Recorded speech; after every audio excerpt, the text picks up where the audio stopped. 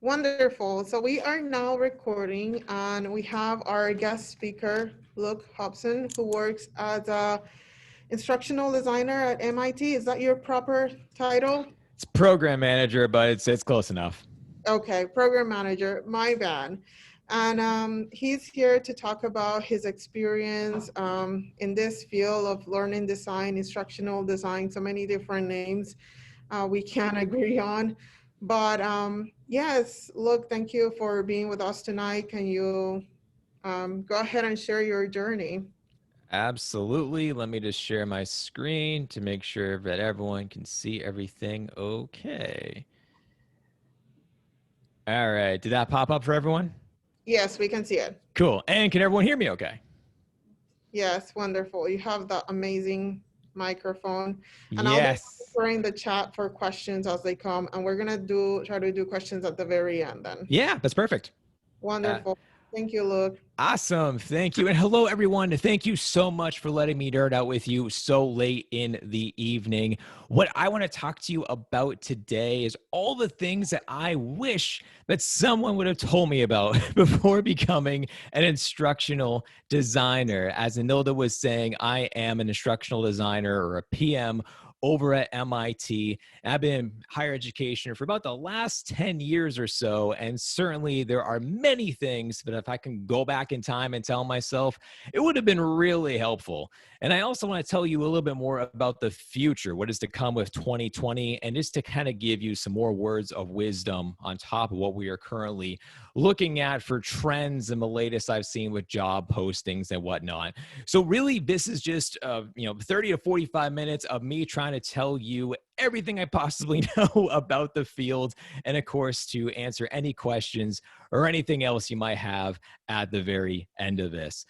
So let's get started. So who am I and why am I talking to you today? So my name is Dr. Luke Hobson. I'm a PM for MIT. And what that really means is that my job, I've been trained in the arts of learning sciences. So I am essentially an instructional designer who designs and develops the online courses for MIT and working with our professional partners for professional development opportunities. Some of the students inside of my courses range from the average student all the way to folks who work for GM, Boeing, Ford, NASA, you name it. I worked with a number of amazing organizations across the country and globally, really. And just a bit more about me too is that in my areas of expertise, because of course, when we say instructional design, learning design, everyone kind of has exactly their skill set, what they feel comfortable with, and what exactly they know best. So these are really my four areas of expertise, if you will, which are backwards design, universal design for learning, scenario-based learning, and podcasts for courses. So those are really the four areas that kind of make me as far as for being an instructional designer. In addition to being a PM for MIT, I'm also an online instructor for SNHU. Been teaching there for a couple of years, Southern New Hampshire University. If you've seen the commercials on TV, YouTube, or whatever, that school has now just kind of taken over the online learning world, which I've been very fortunate to be a part of because I have learned so many things about the online student experience and their learning experience because of this process. So I teach courses about management, marketing, IT, and one course that's actually called How to Be a Successful Online Learner, which has been really cool. In addition to that, I'm also a blogger and a podcaster. Two things I never thought that I would say, but this is the year of 2020, and there have been some really crazy things that have come from that. And that is definitely two of them, is just trying to share along the lines what I have been doing and learning about and trying to help out folks now more than ever with remote learning, online learning, and really everything else in between. So how did I get here? I definitely want to talk about this because every instructional designer's journey is different, and mine definitely is also a very unusual one. And I've heard from some assumptions from folks that I work at MIT, so I must be really smart or a genius, and that is completely not true at all. Actually, for my journey, I failed out of high school, so I want to kind of mention that one there. I definitely am not the smartest person, but I've worked hard to get to where I am at. And this is kind of how I got there, is that I have 3 degrees. I actually went to school to become a graphic designer. I wanted to do design work for bands. I really love the local music scene. So for artworks and albums, that's really what I wanted to do. I actually really wasn't planning on my Photoshop skills back in 2006 to be relevant today, but they've kind of come back in full swing. In addition to that, as I went to school for my BA and I graduated, that's when the economy absolutely tanked. So I went back to school for my master's in marketing. That is when I actually met my academic advisor for the first time. And I realized that advising was not just some type of a random side job for professors. There were full-time academic advisors. And I got more of a taste of how academic advising and online learning really do come into play. And that's what eventually led me to going back to school. Then once again for my doctorate, and my dissertation is actually on the online academic advising services and the online millennial generation student.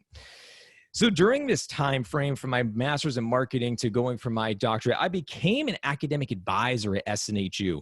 And this is really where my learning design journey first began, because as an academic advisor, and I was an advisor for about 3.5 years or so for undergrad and graduate students, I spoke with thousands of online students during this time frame, and we were talking about the challenges, the obstacles, what they were going through, what they loved about online courses, things they really didn't like about online courses, and just celebrating wins with them, and really just understanding what it takes to be an online student in today's day and age, and to eventually walk across the stage to get that diploma. Learning from all of these experience of talking to students gave me this different type of mindset of how I thought about online learning. And that's what made me think, like, can I combine my graphic design skills with my now customer support skills with being an academic advisor? And that's what actually led me down the path of learning resources, which is kind of where the L&D journey continued to go from there. I became what's called the creative resources manager at SNU. And what this meant is that I was designing the resources for academic support, the writing center, peer tutoring, the math lab, STEM lab, and the online learning communities for, at the time, 64,000 students were using my resources that were there for them free, being part of their tuition and everything for their benefits. After that, I was absolutely hooked on the fact that I could help out students develop these new, real, tangible skills. And I was able to see this and speak to students. And I was like, man, if only I could make this my actual career. And I kept on trying and applying to be an instructional designer. I actually got turned down about 7 times or so to be an ID. I realizing I was focusing so much more on trying to provide customer support more than actually design the material around the learning process. And I finally kind of figured that out. But what it took is that I actually had to leave SNHU to grow. I was given this advice early on that if I stayed at one organization for so long, eventually my creativity was going to start to dwindle, because I could only think about one type of school, one theme, one formatting, one style. So I was given the advice by one of the deans to leave and to try something new. So Northeastern University wasn't too far away. I gave it a shot, and lo and behold, I actually knew the hiring manager, and it just worked out really well. So I was an ID for them for a little while as an instructional designer at Northeastern. I was kind of baptized by fire in a sense, because I immediately started to work on building a brand new challenge-based program for General Electric and Northeastern with their experiential learning program. Really cool. It was absolutely amazing, because I got to go to different plants, interview students, and we were talking about manufacturing assembly lines and trying to figure out what it would take to get them to that next level in their own careers. From there, that is when I transitioned over into MIT, taking all of the same skill sets that I had learned and then just really magnifying it to a much bigger scale. And really, I haven't left. So I just wanted to kind of talk to you about that really quick, because as you can see, I did not go to school to become an instructional designer. That that was never on my radar up until, becoming a creative resources manager and seeing more instructional designers and talking to them. Other than that, though, I had no idea that this was a thing. So I am really glad and fortunate that you're in the program that you are in, so that way you have a bit more hindsight as far as for what you're going to be getting into and what you could be experiencing. So these are the three main takeaways I want to talk to you about tonight. And the first is that there are 5 things that I wish that I knew about before becoming an instructional designer. And I kept on thinking about these 5 things. And I actually reached out to 50 instructional design friends of mine. I tallied up all of the answers, asking them this exact same question of what do you wish you actually knew about before becoming an ID?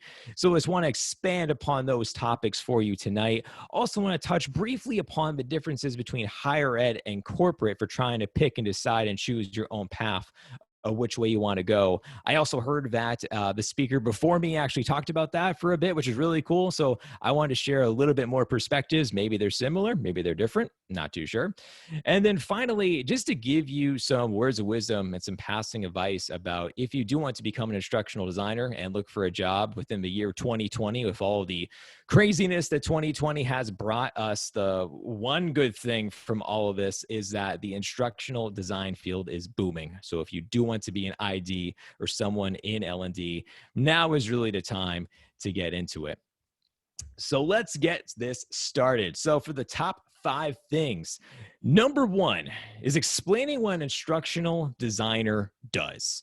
Now, I know that this sounds silly. It kind of sounds ridiculous to be able just to explain what it is that we do, but really it's true. There are many, many misconceptions out there as far as for what an ID actually does in the day-to-day. And to give you an example, it has happened to me before where I received a 700 PowerPoint slide deck and was just told to make this into something that is meaningful. And of course, I am not a wizard. I can't just magically whip up something into place. And this is what was kind of commonly known back in the day. But even then, if you're going to meetings and kickoff calls for courses, I guarantee what's going to happen is that you're all going to sit at a round table, and then you're going to be able to go around the room and introduce yourself, and the professor's going to speak, and you can pretty much guess what it is that they do. Maybe someone is in there from marketing or from engineering. You can probably guess why they're there. Then it's going to come to the instructional designer, and you're going to raise your hand and be like, oh, hey, I'm Luke. I'm an instructional designer. People are going to be like, and you do what exactly? So over the years, I've said the same script enough that I actually have put it into writing. So please feel free to steal this and take it. I can send you slides over at the end of this too, by the way, if you actually want to be able to read this verbatim, just in case. But this is what I say. I tell people that I understand how people learn online. Using this knowledge, I work with a subject matter expert, a professor, a faculty member. I extract this information out of their heads, and I am then able to create a meaningful learning experience. Now, this leads me to designing and developing online curriculums, resources, and materials that link to course outcomes, to competencies, and to skills. This is a much more accurate depiction of exactly what it is that we do. So once again, please feel free to steal this and edit it away, because if you're going to become an ID or an LD or whatever interchangeable terminology you want to use, we all have to explain just exactly what our jobs really do entail. The next thing I wish I knew was how important project management skills are to instructional designers. Now, why I say this is that my job is actually called a program manager. Now, why that's kind of different is because when I think of program manager in the higher ed sense, I think of my job split into 2.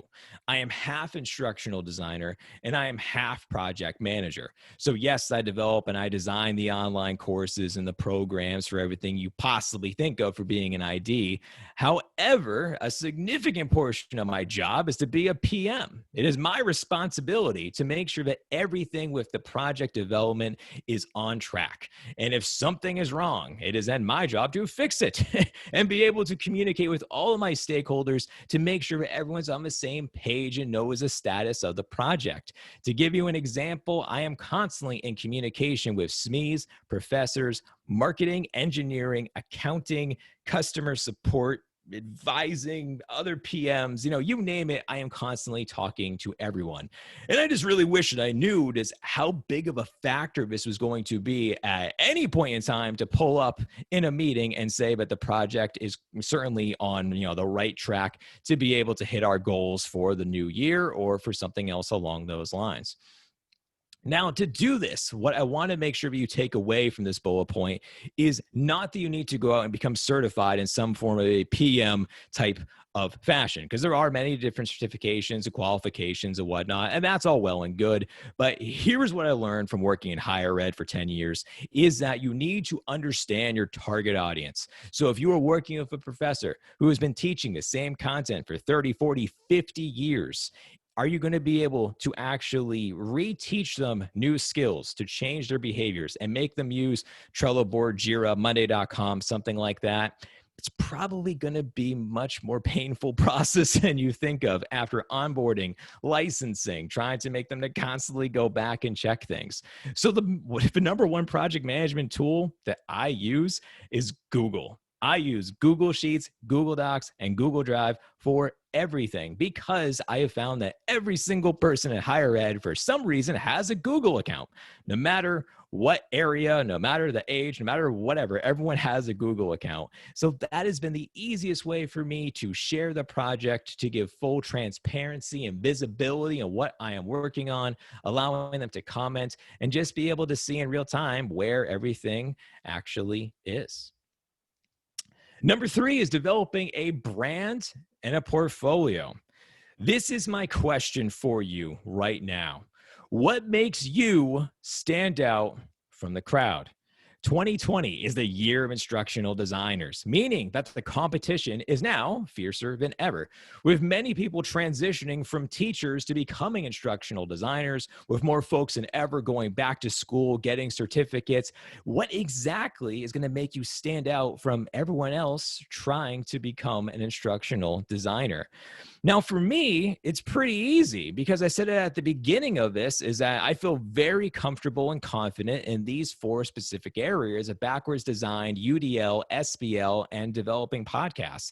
This has kind of become my niche, my wheelhouse, that when someone is going to be hypothetically looking at me as a candidate for an interview, I can actually write down all of those things and then go into the interview and be able to explain about each thing step by step and to hypothetically teach someone how to do that. So my advice for you at the end of this presentation, if you have not done so already, is to go to squarespace.com to buy your domain name and to slowly build out a blog, portfolio, or whatever you want to do.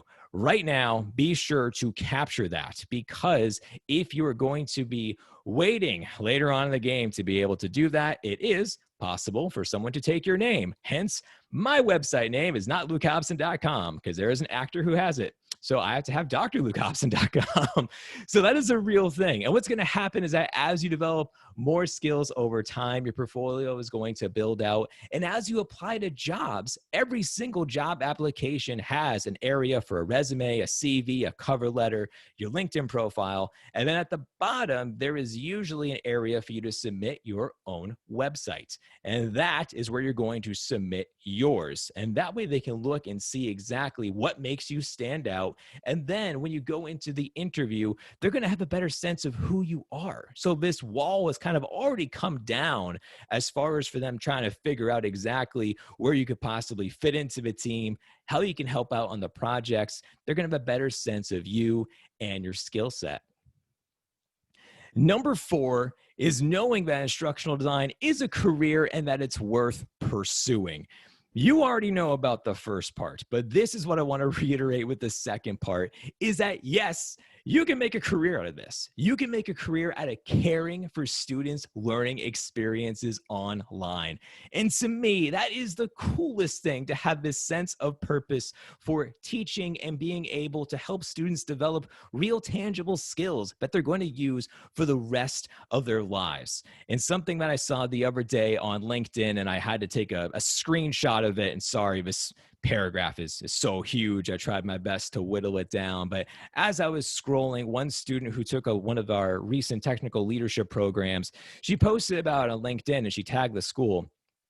And then inside of this testimonial, it doesn't say about how the professors were amazing, which they are. It doesn't comment about anything else. What it comments on is that it actually talks about the learning experience. She talked about how the courses had mind blowing new principles, methodologies, ways of thinking. She even talked about the types of assignments that we built with reflection questions and prompts and activities, and making you thinking about your past experience and current situations. And to me, reading that just blew my mind of being able to say we developed a program that was so awesome that helped out someone in their job, in their career, that they actually wrote about just the learning experience and nothing else with the, anything else that was going on, which is insane to think about for where instructional designers have come from being on the back end to now where we're seeing more and more things actually on the forefront of this new type of knowledge. And then finally, last but absolutely not least, which I would argue could be number one, is working with difficult SMEs and building relationships with faculty.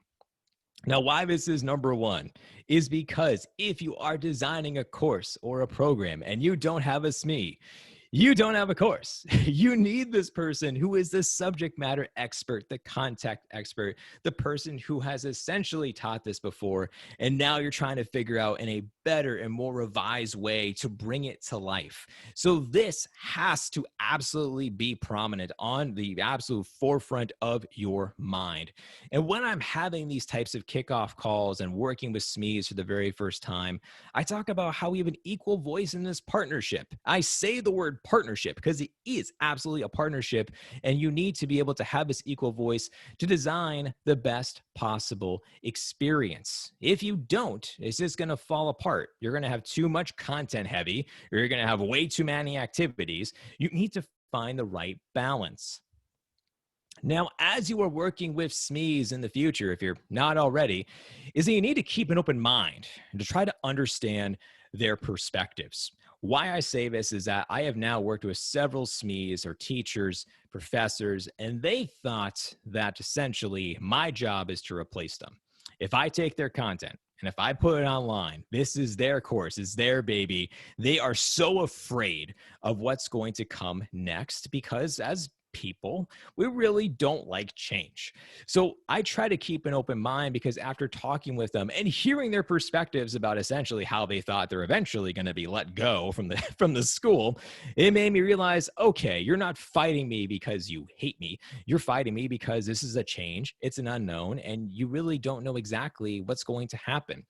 To give you an example of something that was a absolute win of a story is that I worked with one professor who was teaching at MIT for years and years and years. Fantastic guy. But the way that he taught the courses is that he very much had a theoretical type of a mindset.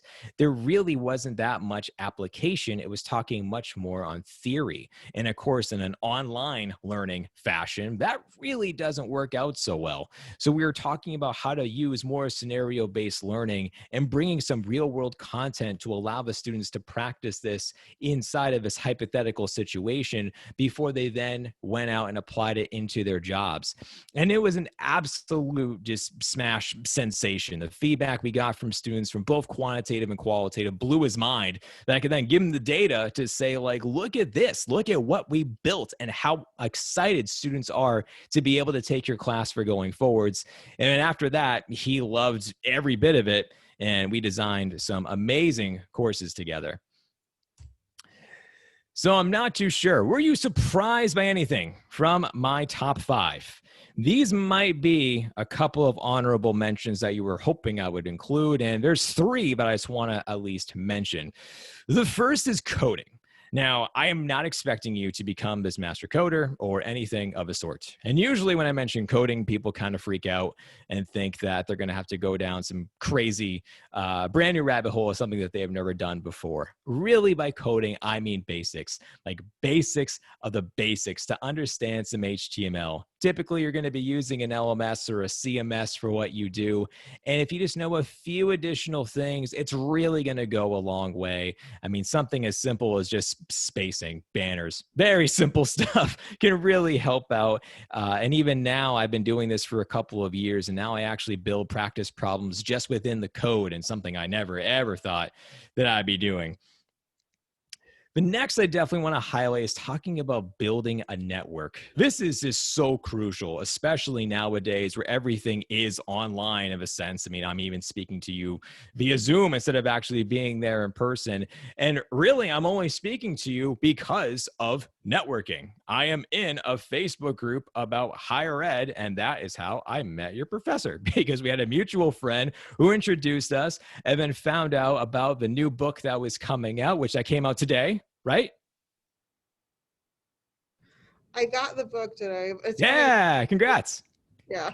Thought I saw that. So that's awesome. So all of those things happen because of networking. And that's just the whole point of this one. I'm going to go into that one a little bit more, talking about what to expect for finding a job in 2020, because I definitely need to just keep on sharing some strategies that I've used and what has really helped as far as for knowing more people.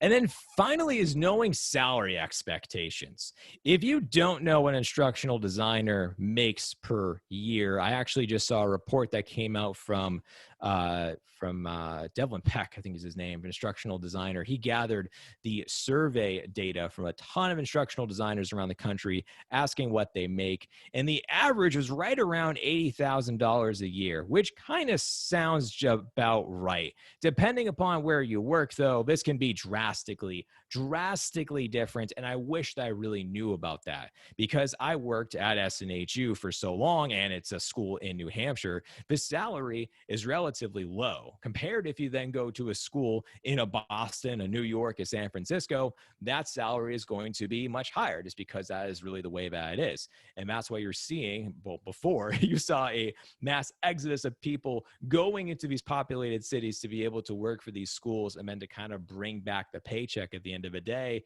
Yeah, COVID-19's kind of changed that. That's kind of been interesting. So I'm really curious how that's going to change things. To know about these salaries, though, if you have absolutely no clue, go to Glassdoor. Glassdoor is a phenomenal website that lets people leave anonymous reviews of the company, the benefits, the perks, what they liked working there. And there is usually a salary review. And this will give you an indication too about how we have many, many titles as instructional designers, learning designers, whatever you want to say. And sometimes there are junior levels, senior levels, there are 1, 2, and 3 sometimes. That will give you an indication of what the organization does for having an instructional designer on the team. And it'll also let you know too, are you like the only instructional designer on the team? If you can only see like one salary or fewer, that will be a clear indication of what you could potentially be in store for.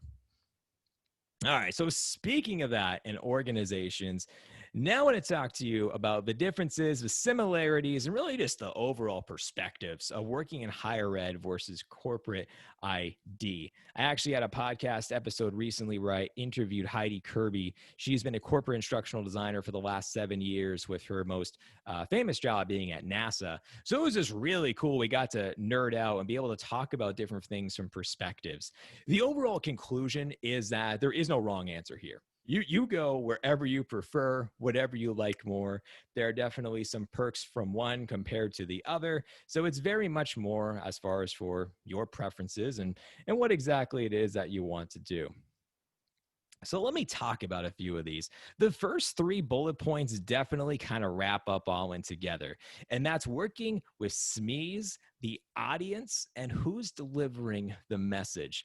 Now, in my opinion, I feel like higher ed kind of has a little bit more of a leg up compared to a corporate America vibe in this case, really because when we're working with SMEs, we are typically assigned to work with faculty members, professors, instructors, whatnot, who have usually taught the course before in some fashion. So because of that, we have to not do so many different types of jumping through barriers and hoops and being able to talk about just what it is that instructional designers do and what are their roles as SMEs. They usually understand about developing content, and then we can kind of partner together to make this content flowing process a lot easier. Unlike in corporate America, where what I've been told from colleagues and friends is that you may not be assigned somebody who has ever taught the content before, or perhaps they just have years of experience, so therefore they're deemed to be the point person, but really they didn't want to be. I've been told that it's a lot of times being voluntold is the term that I keep on hearing of how SMEs usually end up as far as for a corporate ID level. And then that brings me into the audience. Who are you designing the courses for? Because this is going to drastically change how you design everything. If you think about it, if we're designing a course for students, typically we have 8 to 16 weeks, depending upon the term structure or semester. The outcomes are related very closely to their degree, to the next course, to prerequisites. There's a lot of course mapping and aligning things from the outcome level and the skill level to make sure that you are progressing in the right manner so that by the time you hit the workforce, you have built up enough of these skills that are going to help you to become successful. Developing things for employees, on the other hand, is very much so trying to design something right here, right now, and then seeing how the skill is going to transfer over into the workforce immediately. For some of the courses that I've designed for those organizations I mentioned before, that I feel is kind of where I am currently at. I have regular students, but I very much have many employees from companies where after you take just one module of one of my courses, you should actually learn a new skill and be able to go apply it into your job right away. So that's kind of fun actually to build around because you see the return on investment really quickly compared to something that may take 4 years or longer.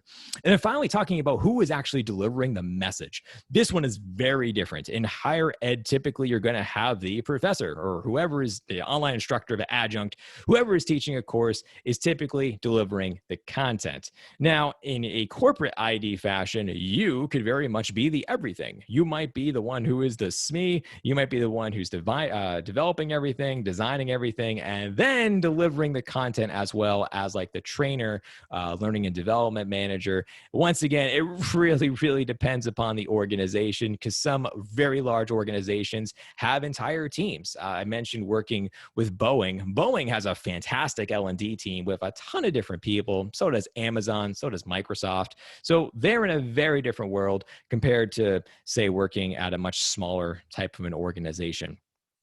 This is probably the biggest bullet point that I want you to know about. Depending upon your academic journey and what you're really like, this could definitely go different ways. But for a corporate instructional designer, e-learning tools are your best friend. That is exactly where you're always going to be thinking about not just the learning process, but then trying to actually build out something with a tool, a storyline, a Captivate, Rise, Camtasia, whatever you're going to be using. The e-learning tools and corporate instructional designers, they are absolutely married together. For higher education, not as much. We focus much more on the learning management system. And typically speaking, I have always had a multimedia team forever. Every job I've ever had, there has always been a team who would actually design these tools if need be. And if not, then we would hire a freelance designer. So that's just my perspective. I know that that's not everywhere. I know some instructional designers in higher ed have absolutely used those tools and they're very good at them. But for me, it's been much more about understanding the learning process than how to build that around the LMS. And then if I need even more assistance, to then be able to go and bring someone else on board. This brings me to my next point about how you can probably guess there are many different hats people are going to wear.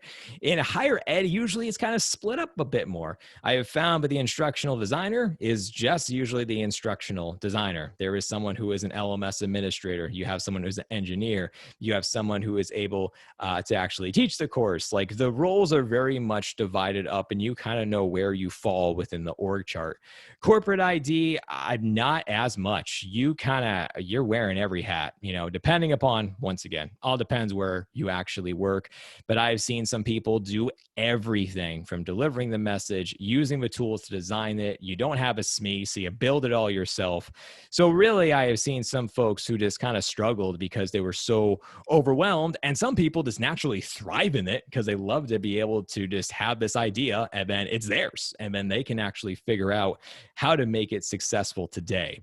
Now that goes into salary, as one would imagine, is that a corporate instructional designer typically makes more than a higher ed instructional designer. And I think it's because of all those different types of wearing of those roles, wearing of those hats, because they're doing so many different things. And it's very possible that there are only a few amount of instructional designers on the team. So therefore, they are going to be earning more. Kind of just makes sense. In higher ed, once again, it really depends upon also where you work. A community college is not going to be able to pay as much as a massive institution. It kind of just, makes sense. So once again, Glassdoor, definitely use that to figure out exactly where you fall. And then finally are just the benefits. You really can't beat the benefits of higher ed. I've seen every different type of comparison, but you can't, in my opinion. there's just so many that kind of makes up for the fact that the salary isn't as high, is that you do get far more days off and PTO and a number of other different things. So my final words of advice for you, and I want to make sure I'm coming close to going over time, so I just want to wrap this up for you, is that my advice for 2020, and this is what I am currently seeing right now. It's what I have been observing for since this pandemic hit. It's been like, whoa, we need to kind of change directions here with everything. I actually worked with someone recently. She was a teacher and she wanted to transition over to become an instructional designer. And I worked with her, and she now is working at a company called 2U, which is kind of like almost like an in-between partner of higher ed and corporate America coming together to design these online programs and courses with these massive institutions across the country. And she just got hired over there, and her salary, almost doubled from being a teacher to what she's getting now. So I am predicting that this is just going to happen more and more as people find out about these things. So if you were working with me and you were trying to tell me and saying like, hey, Luke, I'm trying to become an ID right now, what is the best piece of advice you can possibly give me? And this is what I gave to my friend the other day. And that was just talking about really understanding the learning process. And I mean, really understanding everything, from talking about the basics of applying prior knowledge to working your way up Bloom's taxonomy with remembering, understanding, applying, evaluating, synthesizing, and being able to actually document and to map out how learning is really taking place. Now, you don't need to become a master of learning science or neuroscience or cognitive abilities, but I'm just thinking more of the fact that if we were in an interview together and I said, hey, I want you to design a module that just talks about architecture for a basic course, could you do it? Could you actually be able to think about like, all right, we need to start with an introduction, probably have a reading. We probably should focus on working with the SME, talking about building the foundation of a house. Maybe we use a simulation to see how a student can actually go from understanding the blueprints and the maps to being able to build out something, and then to go back and look at their work and realize, oh, I made a mistake here. Maybe I should work with others here. That type of learning process and that ability of walking things through, that is what I would want to see if I was hiring someone on my team. So prepare for these interviews, basically like your life depends upon it. Because someone else is doing that right now. Someone else in real time is actually saying their interview questions out loud. They've done their research and their homework to figure out the typical ID hiring manager questions, and they're practicing, they're preparing, they're using whiteboards. They're going to bring documents with them to the interview. That's what I think it's really going to take to be able to take things up to that next level to secure your job. My friend who just got hired the other day, she had 5 rounds. 5 rounds for just being a basic level, like basically an equivalency of a junior level instructional designer is her job. And she had that many steps to go through. I can't imagine what it's going to be now for senior level experienced designers to lead strategists to whatever higher ed type of jargon we're going to use to describe our new folks. It's really going to take some next level thinking. And what I would also advise to do for preparing for these interviews is to also be able to map out and to show the progress that students are making. So for instance, if I had an interview question for you, and I was going to say that Starbucks is partnering with the University of Tampa to be able to create this new 8-week-long program on developing this certain type of a skill. Can you show me how the return of investment is going to be measured? Can you show me how we're able to actually accurately gauge the student knowledge and how they're going to use it in the real world? It's that level of preparation that is really going to be able to help you secure and land a job. The other thing too is this is going to come up no matter what, your interviewing abilities. Be able to practice interviewing folks, especially those who are going to become SMEs and professors. You want to be able to figure out how to set that tone, talk about that equal partnership, like I mentioned before, and being able to work with them, ask thought-provoking questions, not close-ended. You want to be able to really understand and start with a type. I mean, I always use backwards design. That's my jam, is to understand from the outcomes and the work your way down. But there are several different ways of designing online courses and programs. Figure out what interviewing style works for you, what makes you feel comfortable, because I guarantee in your interviews you're going to have this most likely either be a live demonstration or a practice and recorded simulation, or a something along these lines of a Zoom type of an interview. That's definitely going to be there. Almost, I can guarantee it. I also mentioned before about building a brand. Keep on building that brand. Continue to do so and show your growth from the very beginning, your very first blog post, all the way to where you are, and to keep on going. Because at this point in time, I am noticing that so many instructional designers are kind of coming out, and then they're asking, like, is a portfolio important? Is being able to have a website important? And it's like, well, yeah, you don't need everything. I don't expect you to have like the world's latest and greatest portfolio. But if you had just a blog post or something that you told me about documenting the learning process and explaining any of those things I just talked about before, that would blow me away, because then I could see not only your lines of thinking, your pedagogical models or whatever you're going to be talking about, but also how you write, which of course in online worlds and learning design worlds, instructional design things, it's so important to be able to see how you clearly articulate and how you write things down. Does it make sense from start to finish? Because you're the one building out the content, the rubrics, the instructions. All those things are important to be able to see your type of writing style. And then finally, once again, is to network, network, network. I have joined so many Facebook groups, LinkedIn groups, Twitter, you name it. I'm pretty much on everything. And the whole reason why is because I absolutely love being able to develop these relationships with folks, understand what they're doing, to learn from them, to be able to take away like the very best of things that they're passionate about, apply it into my courses, and then I get better as an instructional designer, and then therefore I can help out others, and it keeps on going. And what's going to happen as you keep on networking with folks and connecting with them, and when I say networking too, this does not need to be crazy. This could be a simple thing of like, hey, can we have like a virtual coffee chat? I saw the blog post you wrote. I loved it. I just want to talk more about it. Something simple like that. I've received messages like that, and I sent out things very similarly too in fashion. I'm just trying to be able to connect with folks. And, I'm always open to it, because it's like, yeah, of course, you want to learn more about being an ID. And if you're a teacher or maybe a growing junior ID, even, like, yeah, we can talk shop and nerd out and see what you like and how I can help you out. And because of my network too, I now have grown this network where I actually have hiring managers coming to me saying, hey, I'm looking for candidates. And at the same time, I have a whole bunch of other folks saying, hey, I'm looking for jobs. And now I'm putting them together. And that's going to happen to you too. And you're going to see that, because more and more companies and institutions are getting more funding to actually be able to grow. I mean, Northeastern University for Rue Institute in Maine just got $100 million to be able to grow their new program. What's the first thing they did? They hired 9 new people in the learning and development area. like that is what's going to happen. And if you networked with that person who is going to be the one who is hiring for that job, and I can connect you to them, it just makes a ton of sense. So definitely do that as well. And now I am for sure over my time limit. So thank you very much for letting me blab on for the last 45 minutes. If you have any questions or comments, I am not going anywhere. So thank you very much. Thank you so much, Luke. And we definitely have questions. And I can go over some of them. I typed some of them myself. So, and everyone else, if you have questions, feel free to either unmute or type them. One of the things that you talked about was having basic coding skills.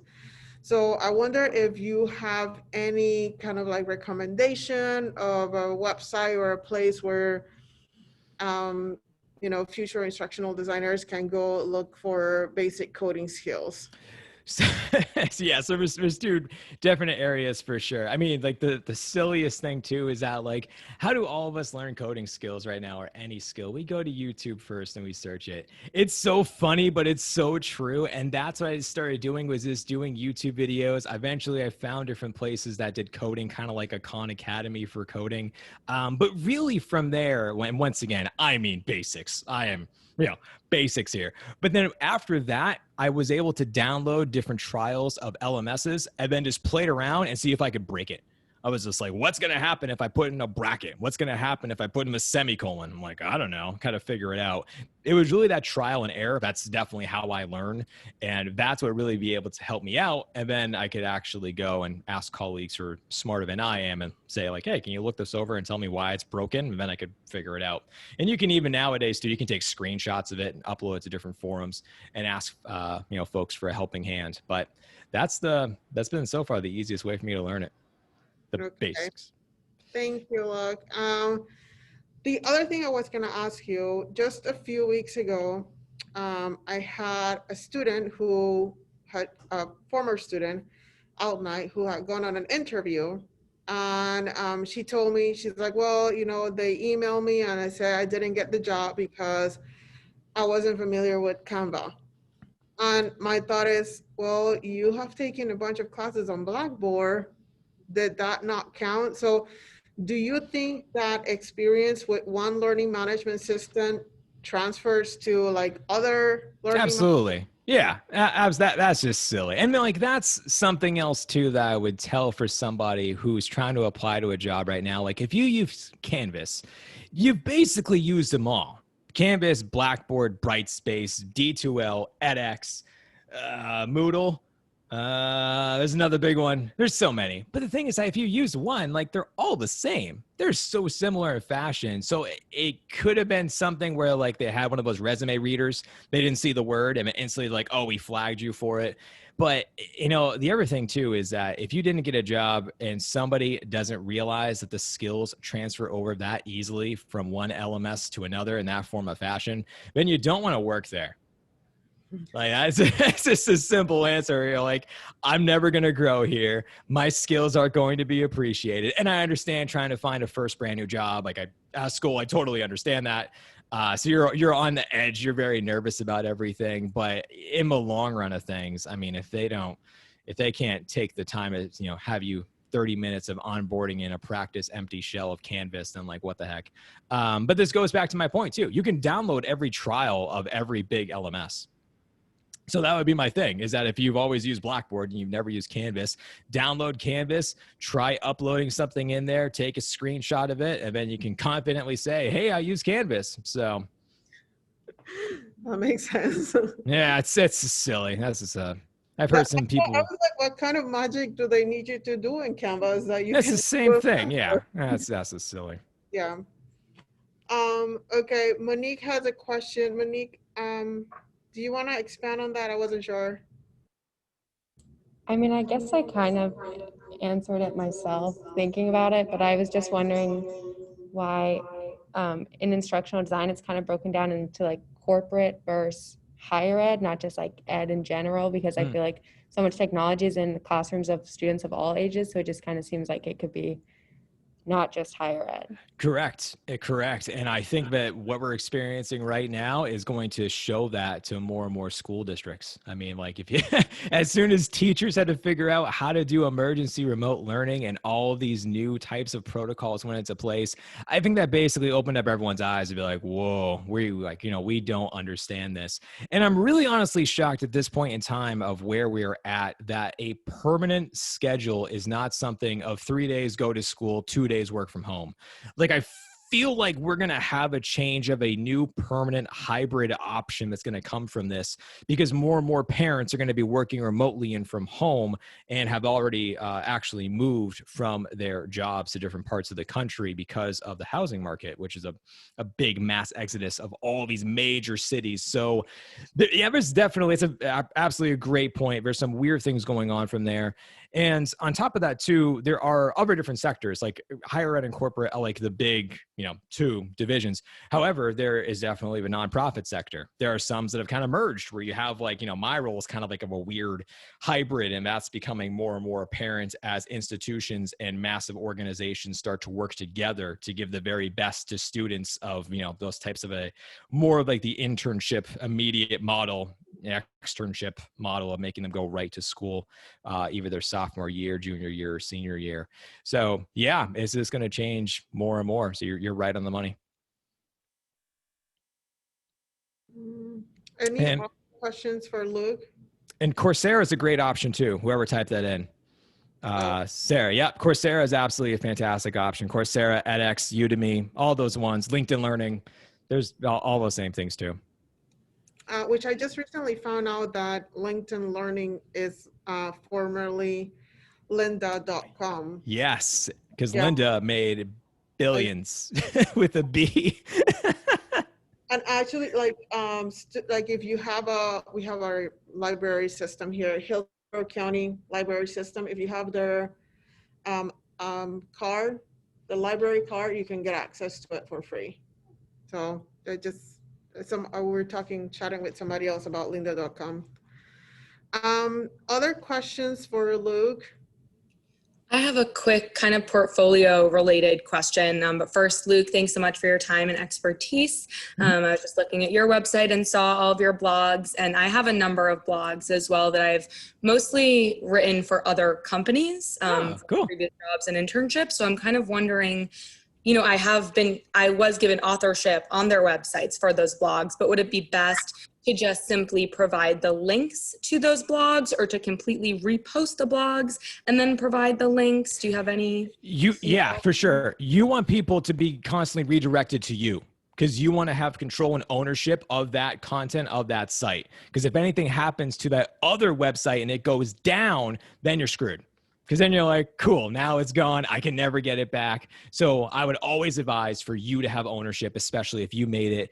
And if you have any other, if this goes out to anyone else too, if you have concerns about, this type of area, you actually have control and ownership. So that's fantastic. If you did not, and if they did not give you the rights because there's intellectual property issues, an NDA, non-disclosure agreement, something along those lines, you can very much change the wording to make it be very generic, which is also a common trick that people do, where it's just like, you can kind of figure it out between the lines, but it nowhere in any shape or form does it say the actual client's name. You can't figure it out of the specifics and blah, blah, blah. So the other trick.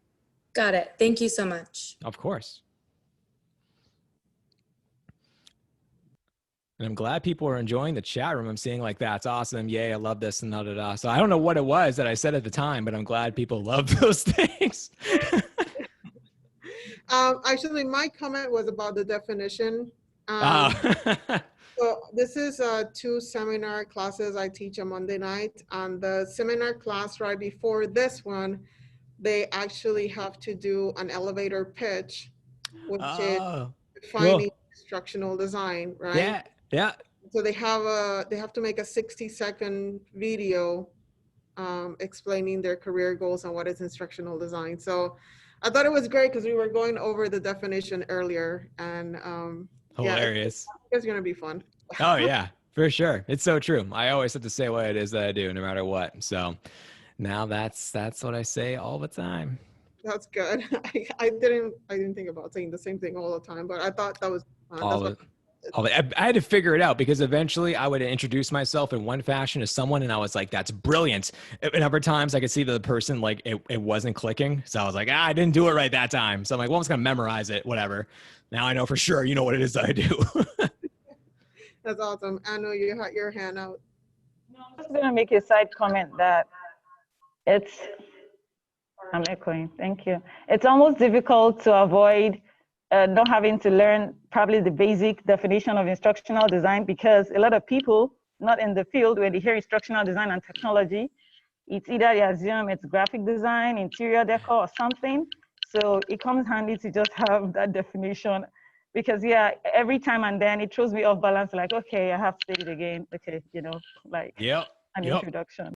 It's true. And then now we're seeing about how you have the instructional designer role. And then I was talking to someone the other day about how what they wanted to do was more of, they wanted to specifically be kind of like an e-learning technologist, because they just wanted to use the software. That's all they wanted to use.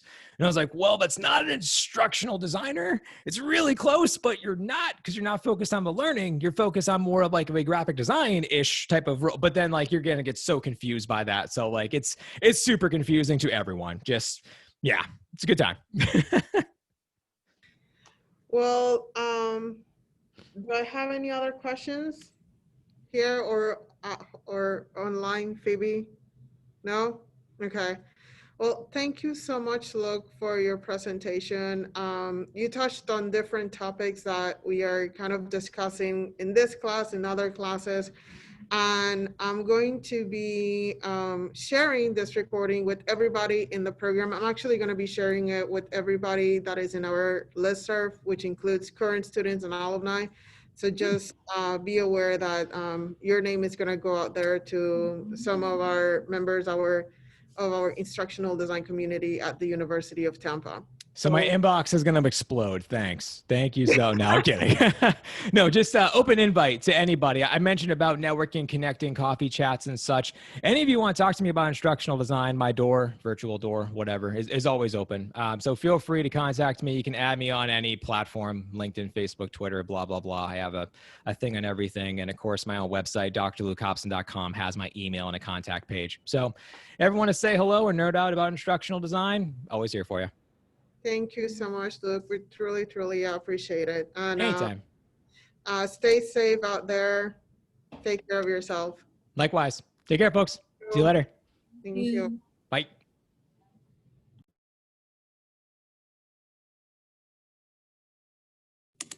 You know some cool people, Dr. Hall.